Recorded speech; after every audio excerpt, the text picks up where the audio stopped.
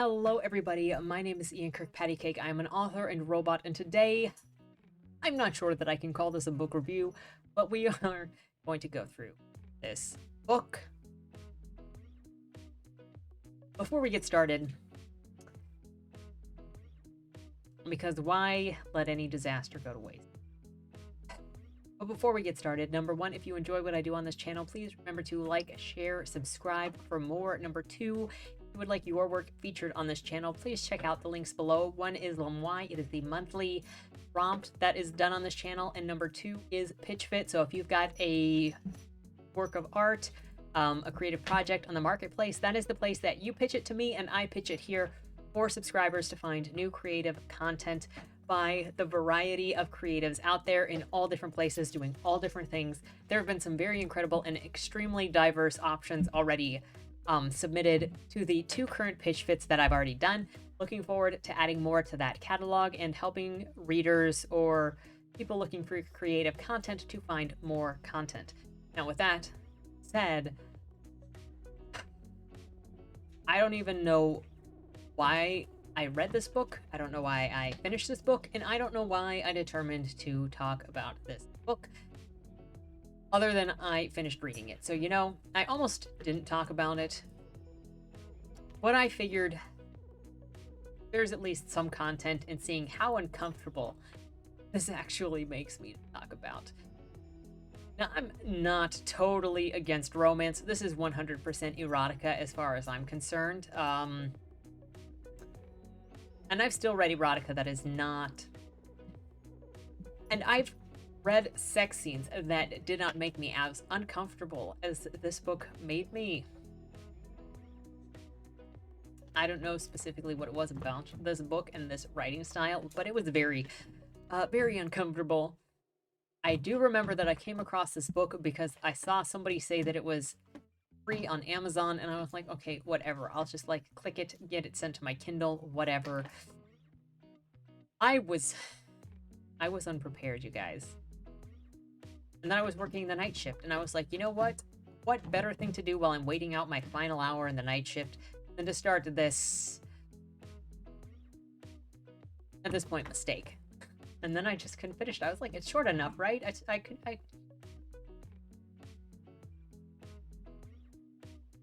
Look, this just isn't my vibe. And I think it's just the way that this book is written. So let's go ahead. So let's just get started with talking about Wicked Idol by Becker Gray, the first in the Hellfire Club series.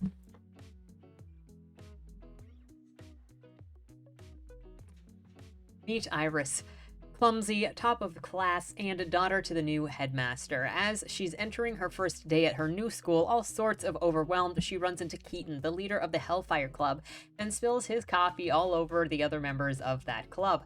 They're about to come down on her, not in a sexy way, mind you, but she's feeling the sexy vibes already. Getting thirsty, with tall, broad, and muscly jock Keaton hanging over her, threatening her, getting ready to punch her face into the wall. Some random girl named Serafina comes over and snaps the guys back into place and rushes away with Iris. She introduces herself and how she and her friends will now make sure that the Hellfire Club doesn't bother Iris because the Hellfire Clubians are kind of problem children at the school. But they're no match for Serafina and her friends. It doesn't matter that they're called the Hellfires and Serafina's gang doesn't even have a name. It's fine.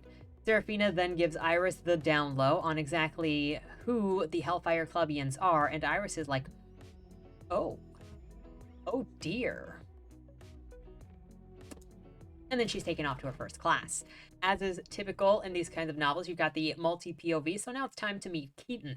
He's angsting over his family's relations where his mother is absent because she's always keeping his sister out of the news. He's taking care of his younger sister, and his dad is dead. He also receives a message from his girlfriend, Clara, asking him to run interference, probably with her parents. You see, Clara is his official girlfriend, but they were set up by their parents, so they're not really dating, and Clara is actually seeing some poor boy, poor financially, behind her parents' backs because she knows that they won't approve of her dating some lowly peasant, basically. Keaton's then thinking about that run-in he had with Iris and is like way super horny for her immediately. He's like, the dude is talking to his dick because, bruh, he hates that girl, but why are you so hard? The dick is always fighting with him on things like that when they should be agreeing. So says the book. Apparently, there's some parent-student festival going on soon, and Keaton is hiding in the library. Apparently there is some student-parent festival going on, and Keaton is hiding in the library because his mom's not there, and he doesn't want anything to do with the festival, but he apparently has to be there. And guess who else is hiding in the library? It's your girl, Iris. They harass each other a little bit before Keaton's getting sexy with Iris, then they get interrupted and the scene ends. A week later, Iris is still thinking about that moment in the library and how she had been surprised that even she knew what Keaton was pressing against her down there, while they thirstily read books in the library. I don't know what you thought they were doing, but they were just thirstily reading books. Thanks. Iris is sitting in class thinking of this when a classmate interrupts her to ask why stuff's written in French on her presentation. And Iris shares it's because she wants to go to school for photography in Paris. But her dad won't approve because he thinks the arts are dumb and he wants her to become a top-of-the-class lawyer going to an Ivy League school. Keaton also is in this class and comes in late, dismissed, of course, by the teacher because he's got a bunch of money. He sits down, harasses Iris a little, she flirts back, and then the teacher decides to pair everyone for a team class assignment. Of course, Keaton and Iris are paired together because that's how this works. Iris snaps at Keaton to let her do all of the work because she actually cares about the arts and he just needs to pass, right? Then she repeats how much she hates Keaton because, like, ugh, he is so gross.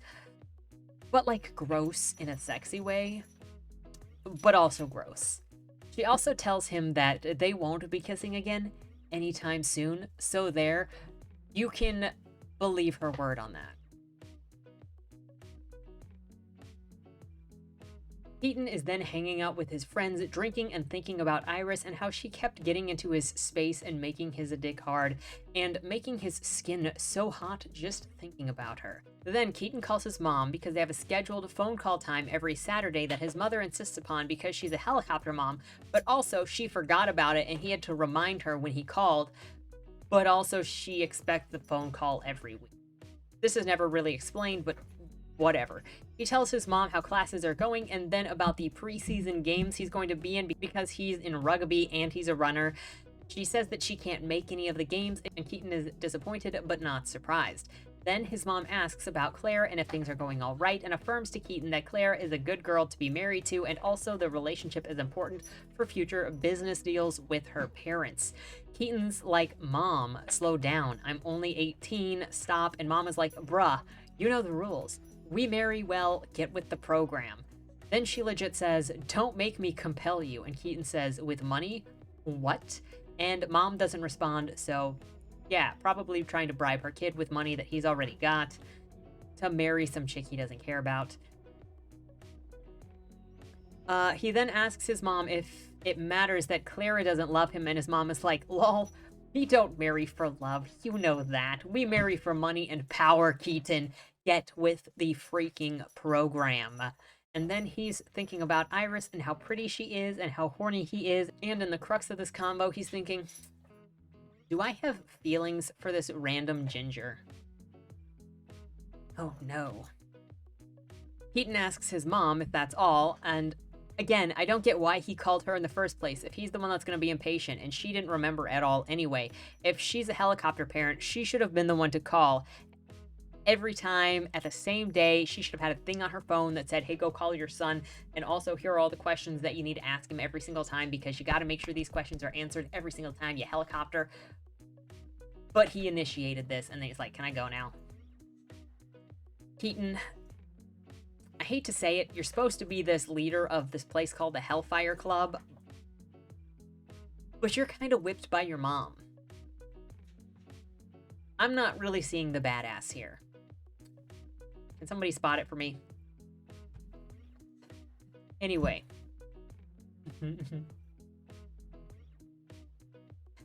Anyway, he checks if they're done so he can hang up, and she's like, yes, but also I'm raising you to be like your father. Yes, you can't. And she's like, yes, you can hang up, but also I'm raising you in the way that your father would want you raised, just so you know. So understand, this isn't abuse, Keaton. This is how your father would have wanted it. Keaton hangs up and thinks about how Iris is the reason he's rethinking his life and the compliance he has to his mother, not because he's some kind of badass that's gonna do his own way who's part of the Hellfire Club. Nah, it's because of a brand new ginger at his school that he got sexy with one time in the library. Going back at school, Iris finally finds Keaton because he's been avoiding her for a week or so, apparently. Keaton gets all up close and personal when Iris comes at him, and he says that he needs the project to go well because he cares about it. So she needs to stay out of the way so that he can manage the project. Iris argues with Keaton because she doesn't believe that he actually cares about art because he's a big, dumb jock, and jocks just don't care about art, okay? Iris won't back down and defends herself, saying that her dad does not pump up her grades because of his position and that she is not her father's favorite daughter anyway, so she wouldn't get those kinds of favors. Keaton seethes, but says fine, they'll work together to set up this stupid thing in the photo lab on Friday night. They'll meet on Friday night at the photo lab. Time skip to 3 weeks into the school year, and apparently everyone is heavily bogged down by homework, and Iris thinks about school and homework and the future her father wants for her, and, of course, she's thinking of Keaton. Then, how much she hates herself for thinking about those kissable lips. Friday comes, and Iris is coming out of class when she runs into Keaton's girlfriend, Clara, who says, "Stay the fuck away from my boyfriend," before grabbing Iris by the hair and throwing her into the wall, because that's how you do. I made that last part up, just so you know. But otherwise, that's what happens.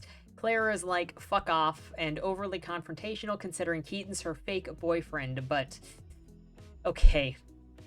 Hello, forced drama for drama's sake. Later that evening, Iris meets Keaton to do their project in the photo lab like they agreed, and she's thinking about how to make it through the school year by not banging Keaton and not pissing Clara off. Keaton and Iris develop and print photos together, examining each other's work and exchanging compliments on, "Oh, you're not such a bad photographer after all, huh?" And Iris asks Keaton about the subject of his images, which may be his father, his dead father, in one of them, but then they bicker until Keaton asks if he can kiss Iris. She says no, and then he asks if anyone's ever given Iris an orgasm before. If that sounds abrupt here, that's because it's abrupt in the story. This is pretty much just the point of the story, let's be honest. And then he's talking about tasting her. In exactly the way that you think.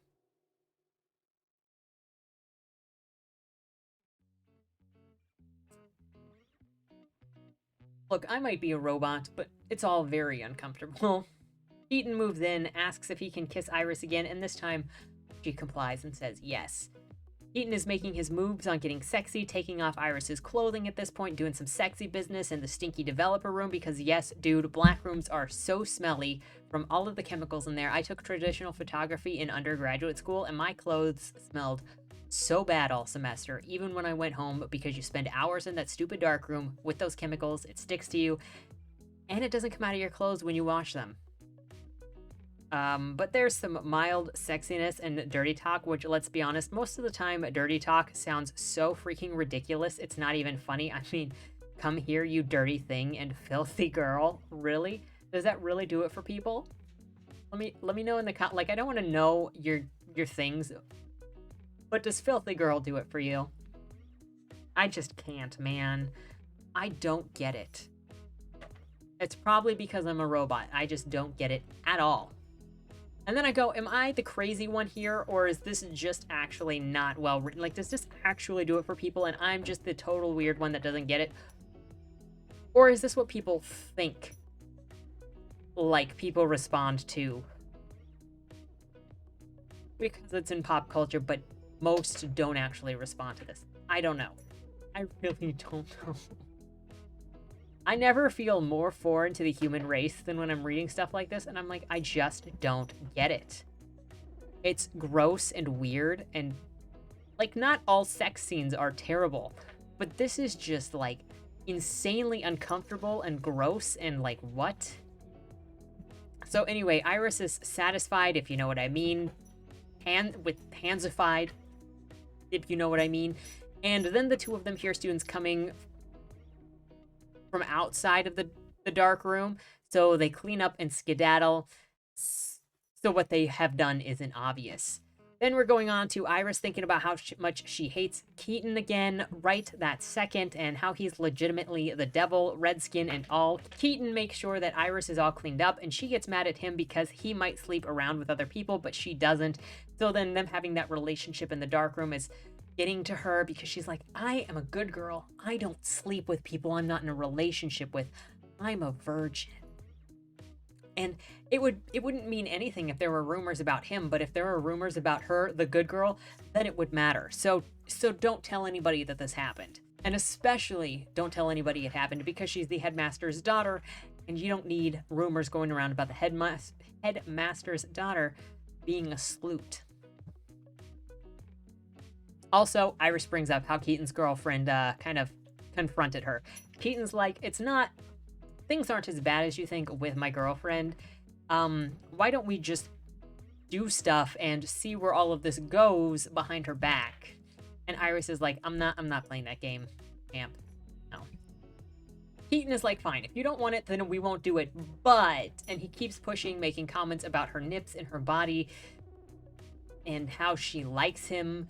Obviously, and Iris must like him too, because her body likes him. Just, it's all secret and in her head that she doesn't like him, right? Iris accuses Keaton that Clara is violent and dangerous, and she doesn't want problems because she is personally not dangerous. So if Clara attacked her, she would be screwed because she can't fight back. Meanwhile, Keaton calls out Iris and her girl posse who threatened the boy posse, because apparently the Hellfire Club is afraid of a couple, not actually officially organized girlfriends. Iris is like, let's just pretend this thing in the dark room didn't happen and it was an accident. And Keaton drops some more dirty talk with the fingers and the bits and the sucking. And I only mention this because Iris in narration is like, holy goodness, that dirty talk like freaking does it for me in a sexy way. She was so thirsty from the dirty talk that she wanted to go on with Keaton again, like yesterday, but instead she tells him that it's over and she can't do this because she isn't that kind of person to sleep with people that she doesn't like, and she isn't like him or like the boys who can sleep with whoever they want without feelings. She needs feelings there, okay, yo?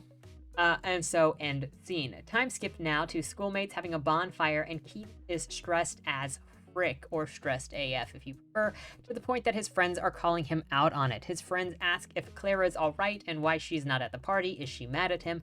They told everyone, Keaton and Clara had decided to tell everyone that she was sick, but she's actually with her real boyfriend, the poor kid, and he's just chilling with his friends, thinking about the new headmaster, Iris's dad, and how the guy's only goal was turning kids out to go to the Ivy Leagues so that he could pad his reputation and get better jobs as headmaster. Iris shows up at the party, quote, wearing a good girl outfit, the kind of outfit that made a boy like me want to filthy her up. Just, is this doing it for somebody? I don't want to make fun of people that actually like enjoy this. It's just so over the top for me that it makes sexuality silly instead of intimate. And I think that's what really ruins it for me. Like, I like intimacy and I like characters connecting, but this kind of thing feels like the hyperbole of intimacy and sexual relations, where it then just makes it ridiculous. You know what I mean? Anyway, Keaton approves of the outfit and asks Iris to go with him into the trees because he's totally not going to murder her, just so you know. Iris's friends say how she's not allowed to go with him into the trees, but Iris is like, you guys chill. He's safe. I'm going to go talk to him in privacy. Now, if I don't come back, then you can come looking for me. That's all I'm going to say. So now Keaton is dragging Iris into the woods outside of the school so that he can hit on her hardcore. And by hit on, I mean tell her that he wants to make her come. We're not even in territory of hitting on. We're just in territory of, if he wasn't hot, it would be sexual harassment. And as Keaton gets shot down, even though Iris came with him, Keaton is thinking about how horny he is, but also how lonely he is, and also how thirsty he is, like, for real, for real. And he's also thinking about how much of a bad person he is, but at least he knows how to fuck. So that, if you were a bad person on, like, the 10 radar, if you know how to fuck, you're, like, only a 5 in bad instead of bad. Does that make sense?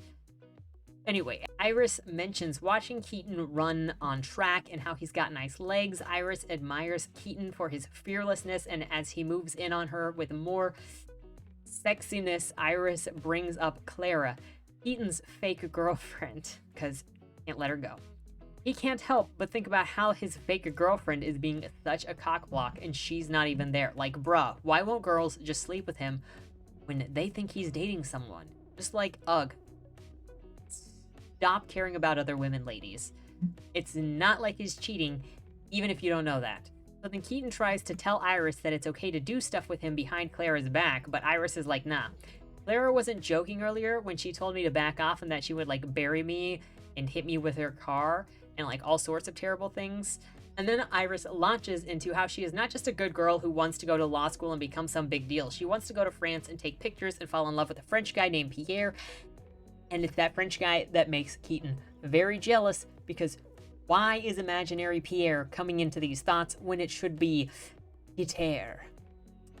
Or Keaton speaking French, whatever. Keaton tells Iris to be herself and chase her dreams and make herself happy and don't do things just for the sake of your father. Iris asks Keaton what he thinks she wants, then is touching him all over while saying that they shouldn't be doing this. And as you can imagine, they do some intimacy while saying, no, we shouldn't, because that makes it pure, and also like it didn't happen. Iris comes, and then Keaton puts Iris down and rips her pantyhose open so that he can look at her where...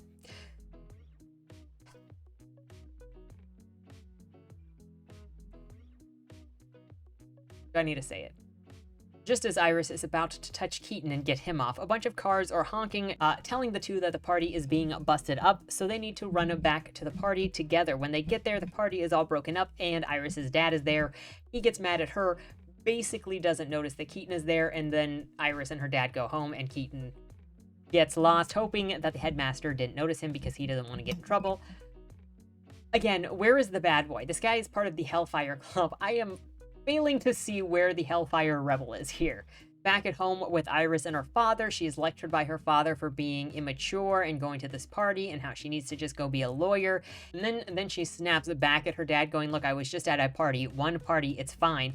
Then she goes to her room and continues thinking about the sexiness that she had been doing with Keaton and also how she wants to go to Paris. But most of her thoughts are how much she hates Keaton and also how thirsty she is. You get a running theme in here. Then she thinks about how much she hates him some more, and she just might be interested in killing him. This is not actually an exaggeration. The narrator does actually mention killing Keaton, I think, with her car. So, casual murder thoughts from an 18-year-old headmaster, where it's not shown up anywhere else in this book. So there's that. She spends most of this chapter just saying how thirsty he is, but also how much she hates him, and then she returns to her room and submits her application to the art school in Paris. Time skip to Keaton and Iris being in his car as they're going somewhere out in the city to take pictures for their photography project, and Iris is pissed off and not even looking at Keaton's direction.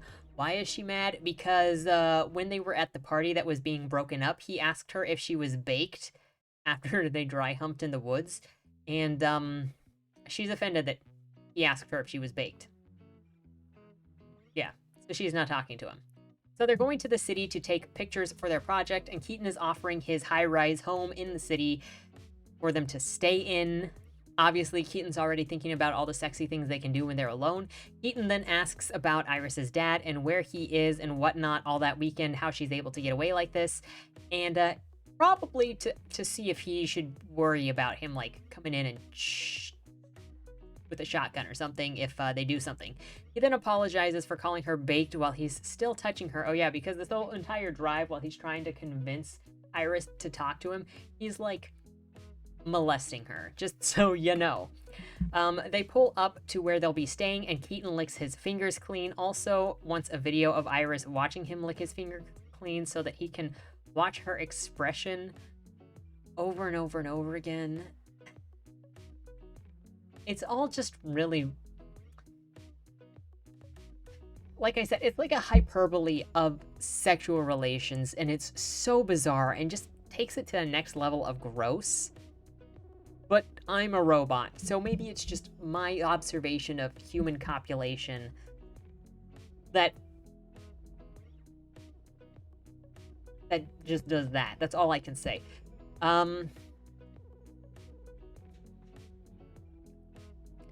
Again, no shade on people who enjoy this, but I realize that sexy stuff written like this is just not my jam.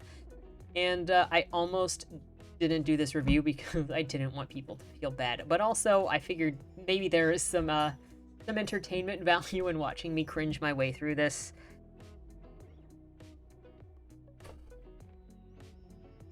My gosh. I don't know. I read so many sex scenes. None of them were as gross as this book. I got through 120 Days of Sodom and American Psycho with less cringing. And maybe it's because none of those people are supposed to be normal, and so the details were different than this over-sexualization into grossness, where those were just already gross and supposed to be gross because they were murderous rampages and torture. This trying to be sexualized is just like over the top, though. So then Keaton is telling, sorry, we're gonna go back into it. Keaton is telling Iris about his life, and when Clara comes up, he then tells Iris that he and Clara are fake. Like, they're not actually dating. He's decided it's time to come clean. He hasn't even told his friends that they're not actually dating, but he is going to tell Iris that they're not actually dating because he is actually serious about her. So she doesn't even assume that he's lying to her to get some, if you know what I mean, but he is straight up saying that they've got an arranged marriage in order for Clara to see that the boy that she wants to date off on the side, which also, this doesn't really make sense to me. So they have this deal where she's allowed to see this guy on the side that she really wants to see, but he is not allowed to see anybody else because he has to keep up the image that they're dating. But how does her seeing other people not mess up the possible image too? It doesn't really make sense for the bad boy to not be able to see his own chickpeas on the side, but she is able to sneak around on the side. As long as they've both basically got discretion or quiet from whoever they're seeing, I could see her being like, hey, don't sleep around with a bunch of random people. But how is it that this guy is supposed to be expected to be alone for his 4 years in college while she's or for his 4 years in high school while she's off with some other dude that she actually cares about? Like, I don't see where the benefit is for this guy or why he would do it when he's supposed to be some badass. Everything in this book continually tells me that this guy's not a badass. He's kind of a whipped pansy for every woman in his life.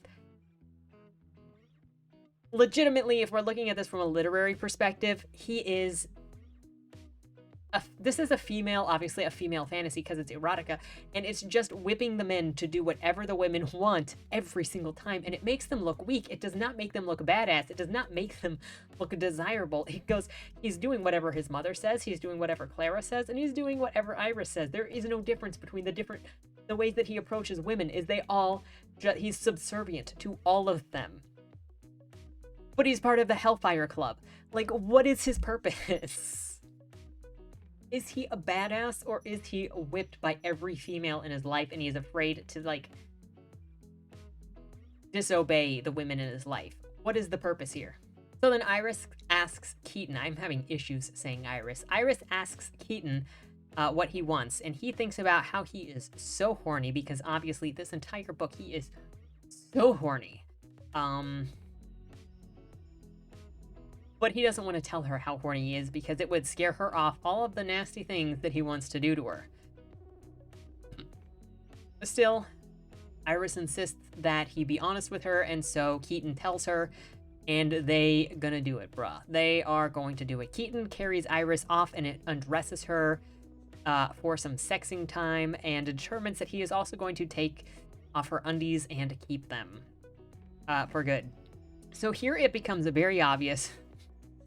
I mean, a couple of times it was very obvious that this was written by a woman, but if it was not obvious before, it's obvious here because the majority of this chapter is just Keaton giving Iris oral and Super getting off on giving Iris oral, but his only concern, period, is getting Iris off, and every other time that they've had sexual interactions, it has always only been to get Iris off, with no attention to the man and no thought from the man of him also getting off. It has always been only concerned with Iris, which is a very female-centric fantasy to have. After Iris climaxes in the scene, then she's immediately starting to pass out because apparently as soon as you climax, it's normal for you to just decide that you're going to pass out right then and there. And then Keaton's like, wait, I want to suck your titties. In those words. And then Iris smiles. He's nearly comes in his pants. I forgot what my own notes were, my dudes. But I'm only mentioning this because really, bro, is it... I know that you're 18, but it's that easy. I'm not trying to shame anybody here, but bruh, you're the mother flipping playboy. And all he cares about is seeing Iris act erotic, and he is shooting loaves in his undies. Really. The entire chapter is just about him shooting loads every other second for every other move that Iris makes. It's just like Keaton goes all the way. It's just like she moves her arm. Oh, it's a load. She moves her other arm. It's a load. She raises her eyebrow. A load. Again, the way that the male anatomy is used here, you're like, a woman wrote this. A woman with not spending a lot of time in male psychology and physiology, female fantasy. Okay, Keaton then goes all the way, taking Iris's virginity. It's painful, not the taking of the virginity, but the writing, but maybe it's just more painful to read because this isn't my type of fiction. And again, I was questioning my choices while reading this. It's in my notes. Why did I read this? Why am I still reading this? I don't know. So skipping forward, the two have already taken the pictures for the city for their project. Keaton calls her and her pictures fucking amazing. And Iris first thinks of how thirsty she is, wanting to mount him right then and there. And then she goes, oh, wait a second. He just used the word fucking to describe me. Is he just in this for sex? How dare somebody describe me as fucking amazing? What is the subtext of this? Does he even like me? He said the word fucking when he said you're fucking amazing. When he was looking at my pictures and said that I have a incredible personality, I'm fucking amazing. What the fuck is he talking about? Oh no, I said what the fuck is he talking about? Does that mean that I want to fuck him? Is this really your mindset? Is this how some... I would not be actually surprised if this is how some women think, but it's insane. And yes, that mindset is definitely in there. So then Iris is thinking about how the multiple times they have had sex and also how fancy Keaton's house is, fancier than any house that she is used to, and she is rich also. He's like, so she's rich, but he's like crime king rich, crime king money. And that's just, she's just not good enough to be a crime king's wife. You know why she's not good enough to be a crime king's wife? Because she has disagreements with her father about the future, and this guy is just too good for her. So Keaton's making moves on Iris to have sex again, and she's like, how about we go swimming instead? And he's like, only if you do it naked. And she's like, yeah, okay, I obey your command. I am so freaking thirsty. Feed me. So while the two of them are swimming, Keaton tells Iris how he thinks she's the only one who has ever deserved to come to his house, so she is the only girl he has ever brought back there. Meanwhile, Iris says that she's never hooked up with anyone because it would disappoint her father if she was interested in anything other than school. Iris then mentions going to Paris and falling in love with some Frenchie again because she's unreasonably dense despite how much she is talking about being so into Keaton. She's still like, I'm going to be coy and say I'm going to go fall in love with some Frenchie because I'm in love with this guy, but I don't think he likes me back, even though he's spending all of his spare time with me and just told me that I'm the only one that he's ever allowed to come to his house. But he doesn't like me. He frowns at her mention of falling in love with somebody else, and she's like, no, the only reason that you'd frown is stupid caveman possessiveness, and like the boys just get possessiveness over some girl that they think they own, and not because that you actually like me. You're not frowning because you're jealous or that you like me. It's just because caveman brain. It's really painful.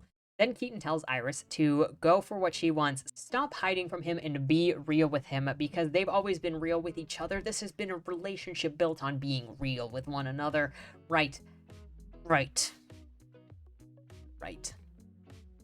Then Keaton carries Iris off to have his way with her back in the bedroom. Now we are skipping to them leaving the city after the weekend is over. And then Iris is thinking about, well, yeah, sure, they're going to have this tryst outside of town, but once they get back to school, that's all that it is. It's the secret. And she's going to go back to being Headmaster's daughter, who he won't have an interest in at all. And so it's just so forced, dude. It's making up so many excuses as to why this character wouldn't like that character when all that he has done is say, hey, I like you. We should do things. And she's like, no. No, he doesn't mean it. He doesn't mean it, bitch. You're the only one saying that he doesn't mean it. So, since Iris is stuck in her own head, thinking that this is the end, she then asks Keaton if this is the end, and he's like, well, you want this to be the end? Because he is clearly whipped. He is always whipped by, like, every girl in his life. And then he's, of course, sliding this chick into his lap so that he can touch her in the ways that you are probably imagining that he is touching her. And he's obviously into her. But she's still playing the he doesn't seriously want me game so hard. She asks if he's going to stay with Clara, and he reminds her again that stuff with Clara is fake, and also I only kiss girls that I like, and that is you. This is so dumb, and it's going to come back later. And then Iris is like, oh, but does he care enough about me to be chaste and keep all of his dick for me? Even though Keaton has already explained that he's not doing anything with Clara, and he's clearly really not actually a playboy on campus, because nobody is acting like he's a playboy. He's been engaged to this chick on campus the whole time, so he's not giving it to Clara. He is being chased. Chick, come on. Anyway, she agrees to give Keaton a chance if he can prove that he is faithful to her and not sleep with Clara. You know, to prove that it's just a sort of setup thing. You probably can guess where this is going to go. Keaton wakes up a week or so later and sends Iris a text letting her know that he's thinking about her, and then he's... This just feels excessive. But maybe that's because I'm singles, but it just feels excessive. So he sends her a text saying, I'm thinking about you, first thing in the morning, and then he's thinking about how he is prepping his own portfolio for art school in Paris because his personality also depends on who he's dating, so he's also going to go to Paris and be with Iris going to art school for photography. And then he invites Iris to eat with him out in the woods so that he can also eat her out in the woods, if you know what I mean. That one wrote itself. Keaton's mom informs him that she's now coming to the parents' day at school, and he's pissed off because he had plans with Iris.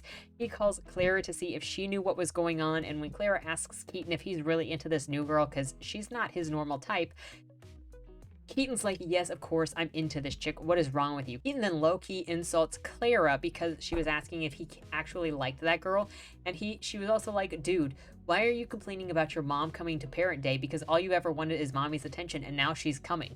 Just accept that your mom is going to be involved in your life now, and that's all that you've wanted, and just let it happen, I guess. And make plans with your new girlfriend some other time. So clearly, Clara doesn't even care anymore, even though before Clara was attacking this chick, they never had any conversations about this before. And then Keaton's just like, so yeah, I'm dating this chick. And Clara's like, are you serious?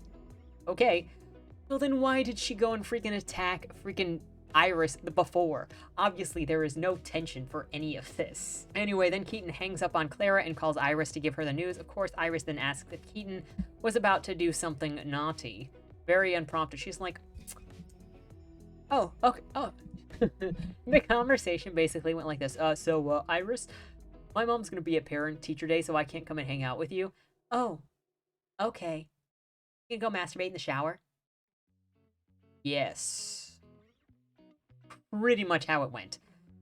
Time skip to Keaton hanging out with his mom, and he's thinking it's nice until she asks him about the future he has with Clara and how he's going to get married to her because they've got the success on the horizon in the future, and the marriage isn't only about love after all. And then while his mother is saying all of this, he's like getting angry. Though as the scene progresses, Clara shows up and Keaton thinks about what he wants versus what his family wants him to do, and he kisses Clara spur of the moment in a way that he's only ever kissed Iris. And oh, wouldn't you have it, Iris is standing right over there to see it happen because that's how you do. I remember this same exact thing happening in Threadbare. Was it Threadbare? I think it was Threadbare. because that's the romance trope right there. And so Iris is devastated by seeing Keaton kissing Clara and goes running off, and she cries in her dorm, and all of her friends come to make her feel better about it, and they comfort her by saying, well, maybe they should kill him, pretty much, and how also he's a piece of trash. They mostly spend the time trash talking him and talking about, well, they could kill him to get back at him. And then while they're all hanging out together, Iris gets the email back from Paris saying that she's been accepted into the art school. So now she can just go home and pack and then run off to the art school. Even though they're pretty much like in just midterms of this school. But art school in Paris doesn't start for like another month. So she can just come mid-semester and start over there. I'm not sure that I believe this timeline, but that's something else. So Iris goes home to pack her bags. Can you believe it that we're going to, of course, get a rush to the airport as well? So when Clara and Keaton are alone, she asks him why he kissed her in front of everyone, and he says, well, it's because I thought that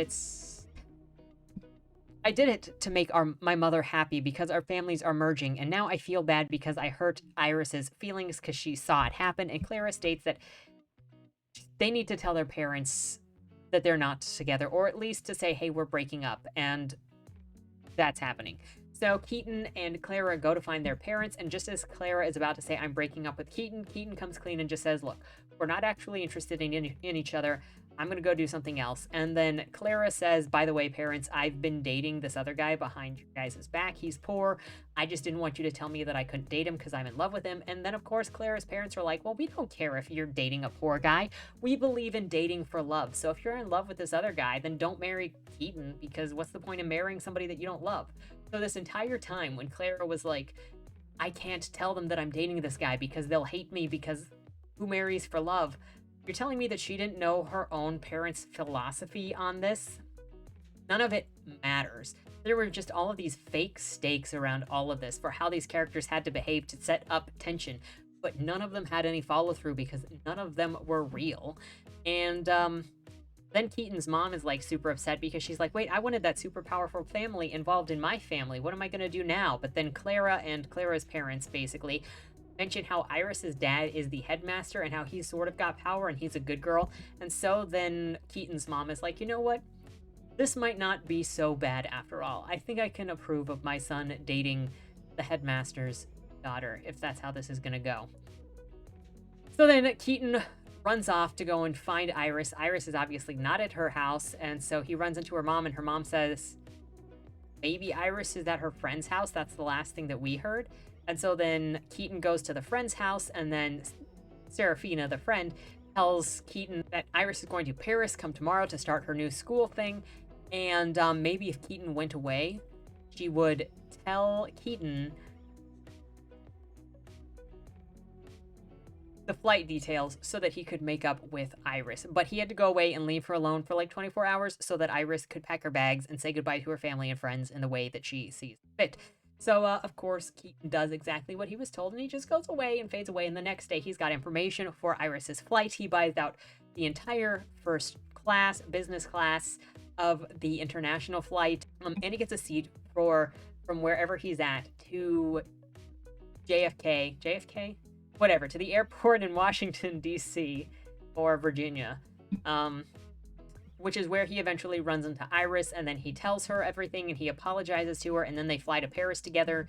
And of course, he's like, good thing I bought out all of business class, because it means that we can do things together on this international flight.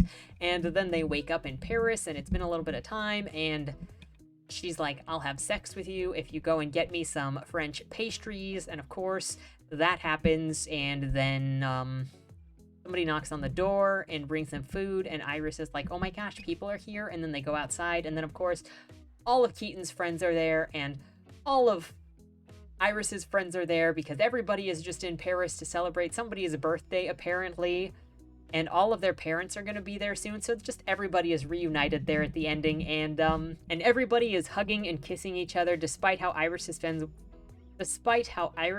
friends were all supposed to hate the Hellfire Club. That's how it was presented at the beginning. But you know what? It's fine. Everybody is in Paris, and it's fine now. Happily ever after. The end.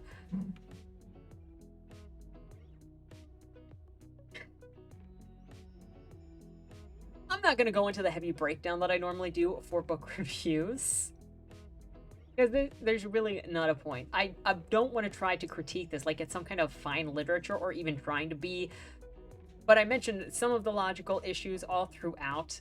So much of this is just from convenience because it's not even trying. It's literally just the thinnest veneer. It's like the finest, not like the finest as in the nicest, but the finest is in like the thinnest lingerie in order to set up this thing to write sex scenes, which is very disappointing.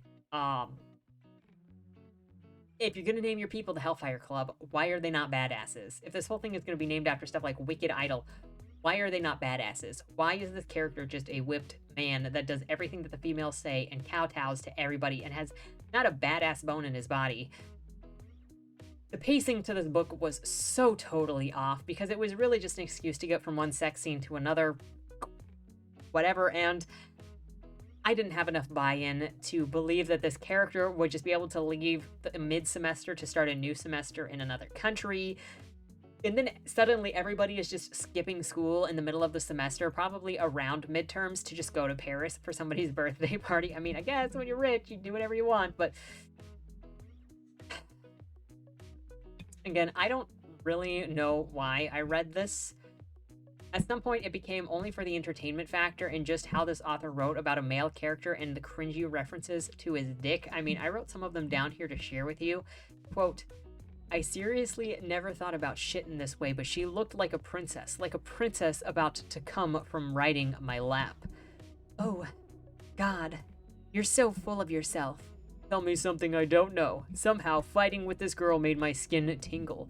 I could feel it reverberating from my toes to the top of my head. She was irritating, a complete klutz, mouthy. I didn't like that at all. My dick was eager as ever to disagree with me, but he and I were currently not on speaking terms, as every time I thought about Iris, he got hard. Like a moron. What a moronic penis. My blood ran with lava at the idea that her pussy maintenance practices were somehow still a mystery. So this was him thinking about how Iris wore a normal length skirt, so she and regular underwear, so she wasn't flashing everybody her business, and so how she trimmed herself was still a secret, unlike with other girls at school who just kind of flashed their business everywhere, so everybody knew how they maintained themselves. Yeah, that's what that is. And then I dragged my eyes away from her because all she was a fucking distraction. Was she even that hot? Then why are we hard? My dick twitched as if to argue the fact. But what the hell did he know? This made me just think too much of like 50 Shades of Grey, where the character talking about her like internal goddess. Talking to your dick is cringy.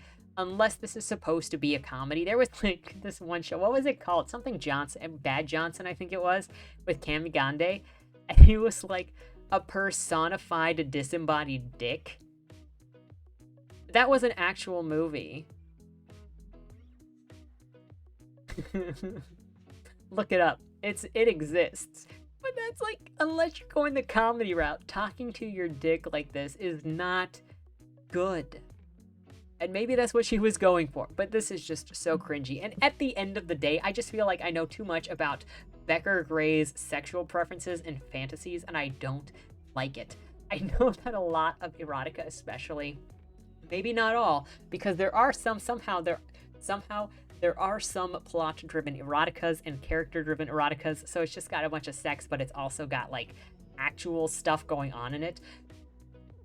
I know that a lot of erotica has personally injected fantasies and fetishes and kinks in them. And this entirely just felt like a Becker Gray's sexual preferences in this book, which probably also made it feel more gross to me. I'm sorry to anybody that likes this, but hyperbole sexual situations and dirty talk to this extent are just so gross to me. I don't get it. Now, I'm not trash talking all sexy positions, because I think there are places where sexy works and you can write sexy well, but this did not do it for me, Chief. And I feel bad that this. But when was the last time that I didn't read a story? I was like, oh, yikes. This was just a yikes for a different reason.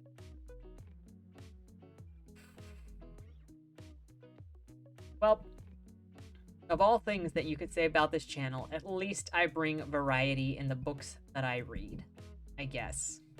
How do I choose them? I don't really know. I just, whatever ends up being read, I'm like, here you guys go. Let's talk about this together.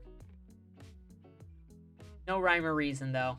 I just read a lot of different things. Anyway, all that said, yeah, I'm definitely not continuing with this series. It is not for me.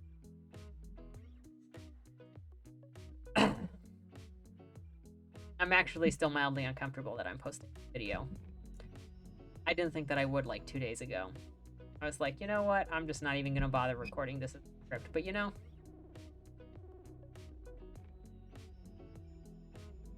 if I could get some dudes to read this and then tell me your relationship specifically with this content and how it relates, how a dude is written. Like, we get the writing forums of people complaining about men writing women. Dude, at least